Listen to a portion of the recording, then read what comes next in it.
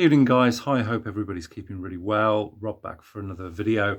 This is my second crack at doing this video, so if it doesn't go tickety-boo this time, I ain't gonna bother again. But anyway, it's been a while. I haven't really been feeling it at all. I've watched only a small handful of VC videos. I've kind of been preoccupied doing other things. Life, etc., gets in the way, as they say. I was flicking through YouTube the other day, actually when I should have been working, but then again, you've got to have a break every now and again, haven't you? And I was actually watching Alan's latest video, Alan at Static Traveller, and it really, really intrigued me. It was basically that he was showing the 1001 albums that you should hear before you die. Well, he wasn't showing the albums, obviously, because 1001 albums would be there all week. But basically his point was that that although there's a lot of classics, rock classics, very well-known albums, big sellers that appear in these books, and a lot of them are classics, there's no doubt about that, but then there's a lot that aren't, but I guess that depends on what your personal music tastes are, so it's all very subjective at the end of the day. But anyway, his caveat to that was to say that can you show 5 records that, in your opinion, should appear in that book that don't? So, and he obviously did show 5 records that he absolutely thought were sublime and should appear in there. One of which I think was the Woods album, which I totally agreed with. Fantastic folk album. So I thought it was an interesting concept. I don't think anybody's done that before, so I thought I'd have a crack. And so I've got the 5 albums, and they're all from the 70s, and I'm going to just whip through them fairly quickly. I'm not going to talk an awful lot about them, but I'm going to sort of show them in chronological order. Okay, so the first one from 1970 is this. This is Michael Chapman's Fully Qualified Survivor. So this is his second studio album, and in my opinion, his best.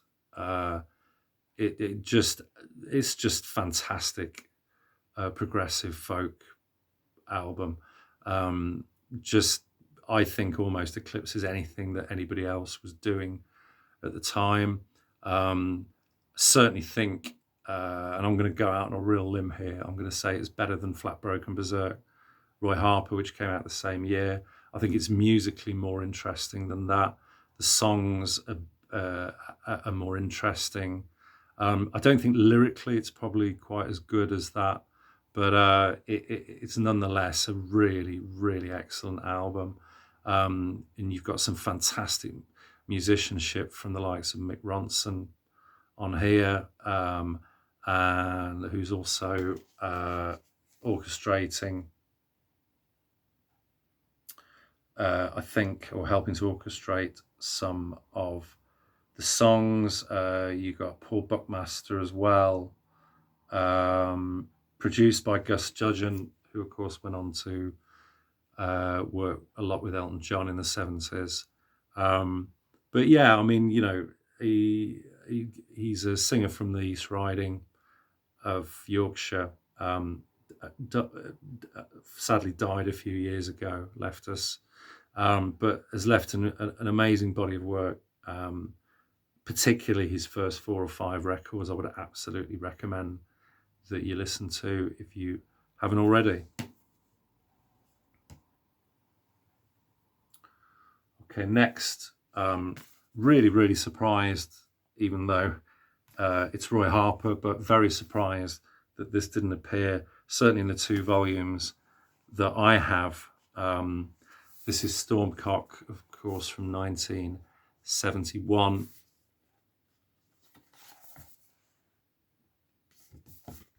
And it's not my favourite Roy Harper album, but I certainly think it's an utter classic, and I can understand why certainly people who aren't familiar with his catalogue would pick up on this, because it's just so accomplished, so well put together. The songs, there's only 4 songs on the album.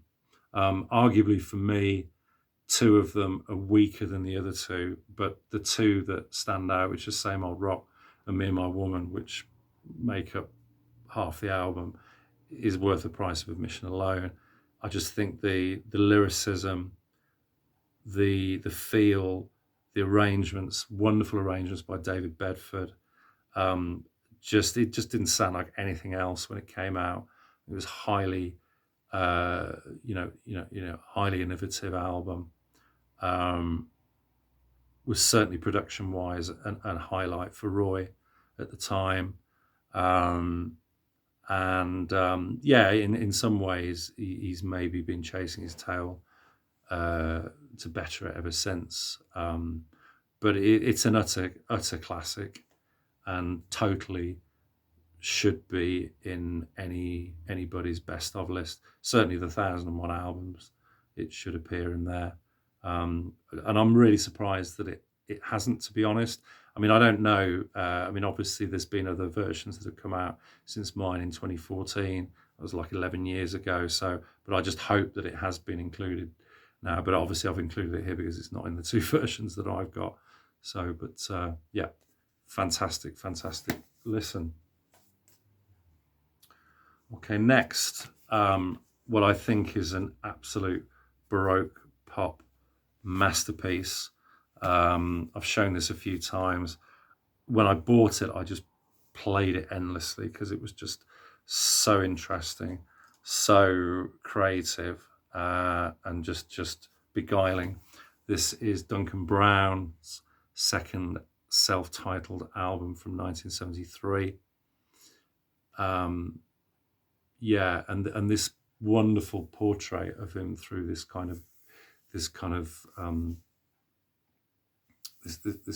gossamer kind of gauze that gives a kind of dreamlike quality, really kind of reflects the music within. He's a fantastic, accomplished classical guitar player, beautiful voice, wonderful timbre and intonation in his voice, his vocals. This is his second album, and I think his best, quite honestly. His first album was produced by Andrew Loog Oldham on the Immediate label, and is very rare and difficult to get hold of an original. But I have got a CD with bonus tracks. That's a wonderful Baroque pop album, but I think this edges it. You've got songs like Ragged Rain Life, The Martlet, My Only Son, track 4, side 1, utterly sublime. Just one of the, for me, just I think one of the greatest songs ever written. And I absolutely mean that wholeheartedly. I remember the first time I heard it, and I must have played it about 20 times over. I couldn't believe how emotive the vocal performance was, the simplicity of the lyric, just how poignant it is, the atmosphere that he produces with just his vocal and the guitar, just astonishing, and utterly timeless. So I see absolutely no reason why it shouldn't be in 1001 albums, and a utter travesty, to be honest, that he isn't. And another one that left us too early, unfortunately, sadly died of cancer in 1993, I think it was. Left us far too early, and I think had an awful lot more to give. Okay, number 4, another Roy. Alan showed a live album, so I'm not sure whether he was good at bulking slightly at showing live albums, but this is yeah, you've all seen me showing this loads of times. For me, this is the pinnacle of the guy's career up until it was recorded in '74, and just a perfect testament of a unique artist at that particular time of his career. But again, I think this is he's done several live albums. There's a lot of bootleg recordings of Roy as well. But this, in terms of an official release, is as good as I think he ever sounded live on record.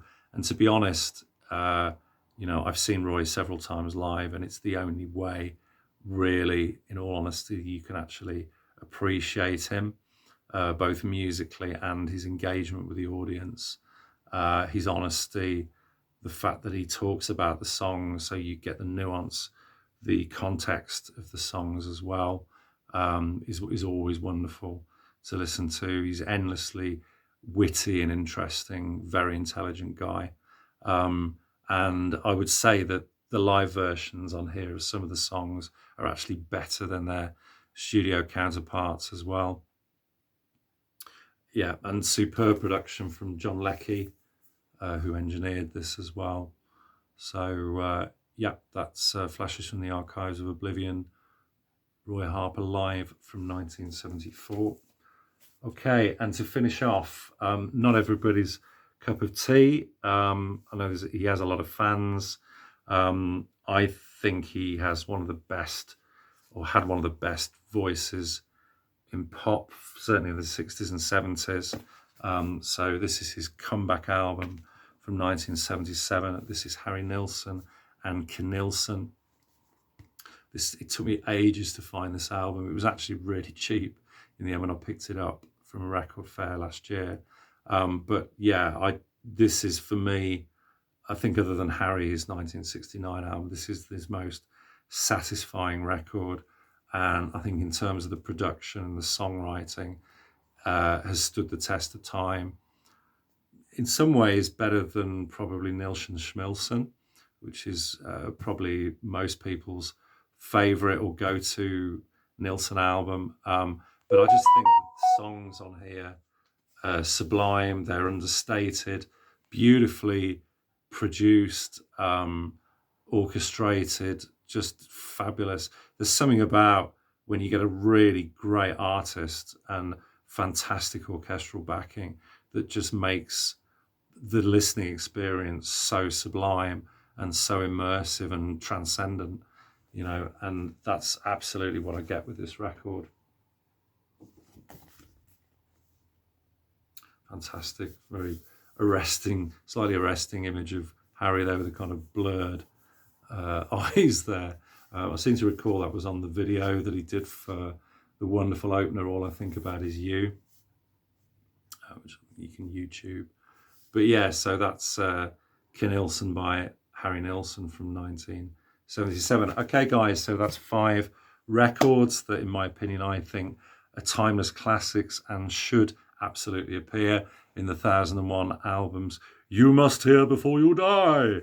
So anyway, I hope everybody's having a great, or will have a great weekend. We're in for some good weather here in the UK. So next week I'm charging up all my mini disc players. I will be going out into the garden in the evening to have a couple of beers, chill out after work, and listen to some cool sounds. And I hope you all do likewise, or enjoy the sun anyway, whatever you get up to. So yeah, I will be back hopefully in a few days. I have picked up a small record collection from a friend of mine, got some great titles, and I haven't bought much this year, if I'm honest. It's one of the reasons why I haven't really done a video, because I haven't bought much, not been listening to an awful lot, or certainly less frequently, because sort of other things have been happening in my life. But yeah, sort of slowly getting back on the saddle, as it were. So anyway, guys, you take care of yourselves, have a great weekend, and I'll see you all soon. Cheers, bye-bye.